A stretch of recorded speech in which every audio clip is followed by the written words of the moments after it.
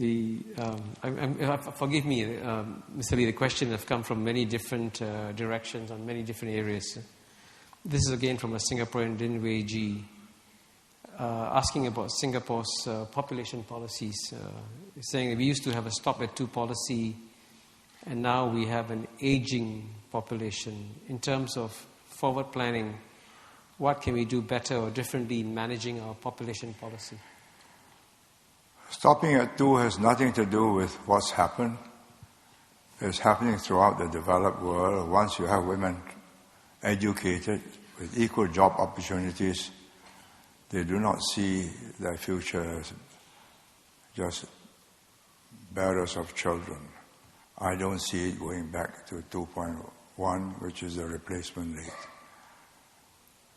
The only way it can happen is if you diseducate or uneducate the women, and that doesn't make sense. The economy will suffer. So the answer is migration, immigration, but you have read the IPS study. They estimate that replacement rate would mean an input of 60,000 immigrants a year, which is more than Singaporeans would like to digest or find digestible. So maybe we can start with 20,000 or 25,000. And then as we age and there are not enough young people to look after the old, then maybe the population will be receptive to taking more immigrants. Because there just won't be enough people to look after the old and to work the economy at the same time. I mean, people now in their 20s and 30s think it's going to be like that for them for a long time. But suddenly they find that they are in their late 50s and 60s and they need more Medicare, more home nursing. And where are the nurses, the paramedics, and the doctors? At the last elections, clearly this was a major issue. What can we do to persuade the Singapore population better to understand the importance of migration? No, I think what else can we do? I think we have explained it, but they just do not want to see so many foreigners in their midst. But intellectually, we have already told them what the stakes are, but they feel, no, won't happen in my lifetime, so let's put it off. And I think it'll be put off until such times as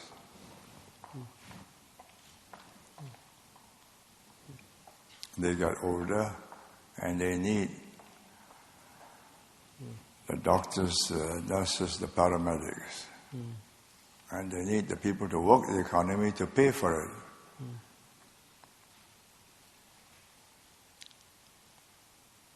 So are you optimistic or? No, I have told you how the projections will go and where the turning point will be reached. It will be reached when they find they are hurt by objecting to immigrants coming to Singapore when we need them desperately. Not for the moment, but for 20, 30 years ahead. But you must have them now. To come in young. Mr. Lee, do you mind if we take some questions from the floor too? Go ahead. Okay. Those of you who have a question, please come forward. There's a microphone will be brought to you, I think. Over there. If you don't mind, identify yourself and a short, sharp question. Yes. Hello. Hi, Mr. Lee. Good evening. Thanks for coming down. My name is Fang Shahan. I run a website called newnation.sg. My question to you is, with regard to the results from the previous elections, do you think that your constant appearances in the public have been detrimental to the performance of PM Lee during the past elections? I don't know. You better ask the pollsters. I did not appear so often anyway. I've stood down. And I don't know who gave you the impression that I appeared frequently. I've stood down. That means I'm off the press as the focus of attention and off the electronic media. Thank you. Next question. Yes, gentleman on the right there, please. Yeah. Again, identify yourself. Yeah. 我是想了解一下，我们新加坡到海外去做很多的投资发展，包括工业园、房地产、金融，我们是否应该考虑到其他的国家去租地种粮，养系这个农业、开发农业跟这个能源、新能源的行业？因为新加坡是没有土地，可以让我们未来这个粮食方面的问题。所以我只想提问这个。I can't translate that. Well, I'll give a short translation. He says the problem of food supply and what can Singapore do by investments in the farming industries of other countries to ensure its food supply. My answer to that is simply, you must have the money to pay for the higher food prices if they become short. You don't have to actually grow the food. The market settles who gets the food, supply and demand, and that is settled by the price. So our job is to make sure that we've got enough money to meet our needs. 你需要我翻译吗？你听得懂吗？那就好。He understands me. Good. Next question, please. I see you at the back. Please go ahead. Yes. Can you hear me? Yeah, thanks. My name is Paul Anand Tambaya. I'm a Singaporean academic at the university here. Thank you very much for coming, and I'm very impressed with your answers and with your very quick translation as well.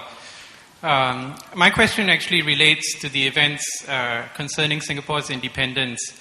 And there's a historic telegram from the Singapore British government representative to the Commonwealth Relations Office, in which was a summary of the press conference that was given on 9th of August.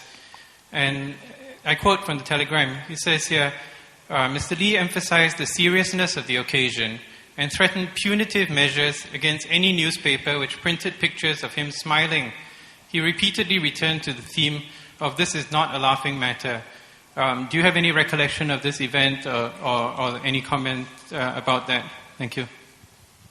Until you mentioned it, I wouldn't have remembered it. But now that you mention it, yes, I do remember.